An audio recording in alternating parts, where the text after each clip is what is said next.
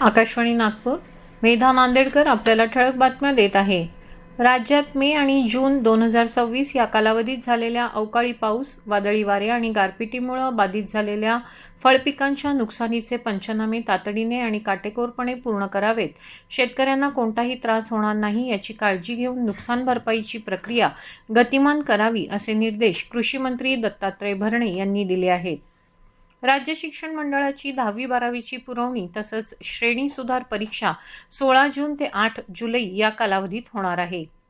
सामाजिक माध्यम क्षेत्रातली मेटा ही कंपनी भारतात आपलं पहिलं AI म्हणजेच कृत्रिम बुद्धिमत्ता सक्षम डेटा सेंटर स्थापन करणार आहे. कंपनीनं आज या संदर्भात अधिकृत घोषणा केली.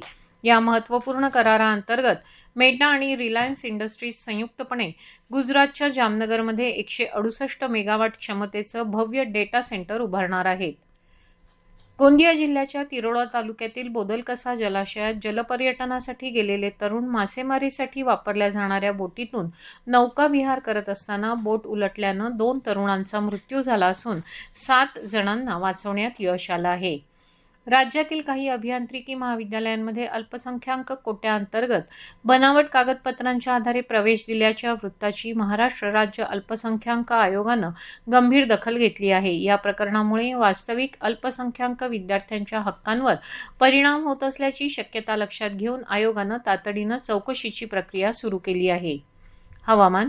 विदर्भातील भंडारा, चंद्रपूर, गडचिरोली, गोंदिया, नागपूर, वर्धा आणि यवतमाळ जिल्ह्यात 1-2 ठिकाणी विजांच्या कडकडाटासह वादळ आणि सोसाट्याचा वारा वाहण्याची शक्यता हवामान विभागानं वर्तवली आहे. ब्रह्मपुरी इथं 45.5 अंश इतक्या सर्वाधिक कमाल तापमानाची नोंद झाली. दरम्यान दिवसभर उकाड्यानं हैराण झालेल्या नागपूरकरांना पाऊस आल्यानं दिलासा मिळाला आहे. सायंकाळच्या सुमारास शहराच्या अनेक भागात पावसानं हजेरी लावली. याबरोबरच हे ठळक बातमीपत्र संपलं. नमस्कार.